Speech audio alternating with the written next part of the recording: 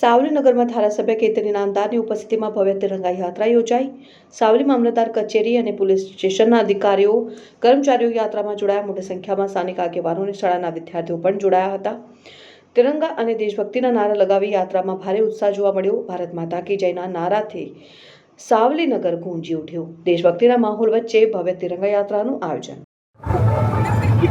આજે સાવલી ડેસર બંને મારા બંને તાલુકાની અંદર તિરંગા યાત્રાનું જે આયોજન થયું છે। તિરંગા યાત્રાની અંદર મોટી સંખ્યાની અંદર સૌ અગ્રણીઓ, દરેક જાતના, દરેક નાત-જાત, દરેક ધર્મના લોકો એ પોતાની દેશભક્તિ સાથે જોડાયા છે। ત્યારે બાળકો પણ આ યાત્રામાં ખૂબ ઉત્સાહથી જોડાયા હોય ત્યારે સર્વપ્રથમ તો દરેક દેશવાસીને હું સ્વતંત્ર દિવસની ખૂબ ખૂબ શુભકામનાઓ આપું છું।